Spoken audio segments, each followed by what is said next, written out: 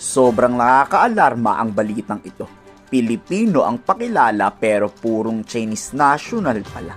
Yan si Joseph C. na parang si Alice Go, isang big boss ng sindikatong nakapasok sa Pilipinas. Sino kaya nagpapasok? Tara, pag-usapan natin yan. Ito si Joseph C., isang bigating negosyanteng Chinese. Ang nakakagulat dito, Pilipino daw siya at may-ari siya ng isang pinakamalaking kumpanya ng minahan sa buong Pilipinas. Oo, yung mga sumisira ng kabundukan, may-ari siya nun. Ito si nakakabahala pa dito. Kompleto siya ng dokumento bilang pagka-Pilipino. Nakakaalarma, diba? Purong Chinese ang dugo pero lahat ng Philippine documents meron siya. Saan kaya ito nanggaling at sino ang nagpapasok sa kanya sa Pilipinas? Joseph C., Madam Chair, presents a potential national security considerations that warrant close and sustained attention. Isinilang daw siya sa Pilipinas, kaya itong si Senator Risa Hontiveros inusisa. Kung totoong Pilipino ka at lumaki ka dito sa amin, saan ka pinanganak? Ang nakakapagtaka lang sa sagot ni Joseph C., Chinese na Chinese yung accent niya.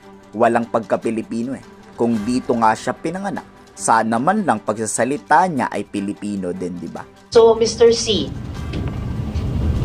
saan po kayo pinanganak? Pasensya na po.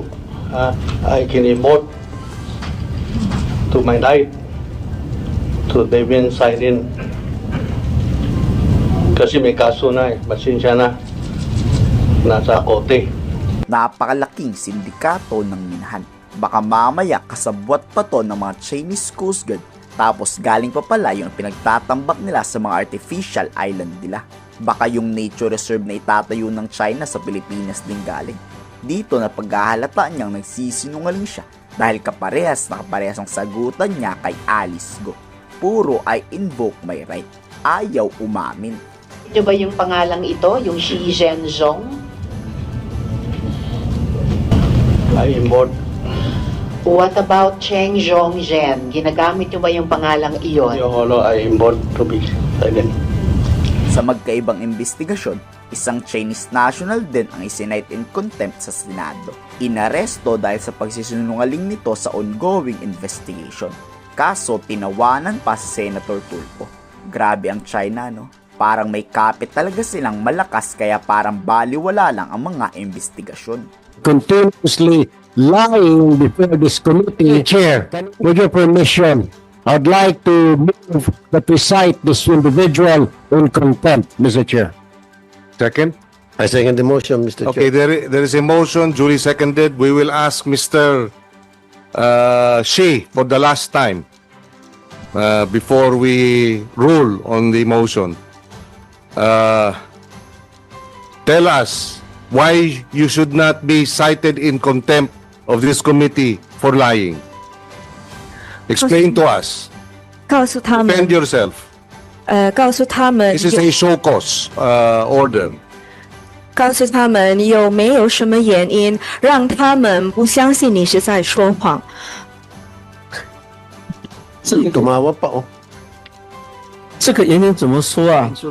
我说真的，但他们如果不相信，我真的也没 Said 办法 that I don't know anyone here. The time that I came, I really don't know anyone, so I cannot say anything to convince you that what I'm saying is the truth. And I just came here with my knowledge that I just want to do this kind of business, but I really don't know anyone. Even if I want someone to help me to do this business, I don't have anyone to help me. With that explanation, which the committee finds unsatisfactory, Mr. Shi, this committee finds you in contempt of the committee. You are hereby cited in contempt of this committee. Etong si Joseph C. ang nakakaalarma. Hindi lang pagkasira ng bundok ang dulot, kundi posibleng iligal na pagtatambak kasama ang mga Chinese Coast Guard. Kayo, ano sa tingin nyo ang dapat gawin sa mga Chinese na to? Itulad kay Alice Go habang buhay na pagkakakulong. Komento sa baba ang inyong saloobin.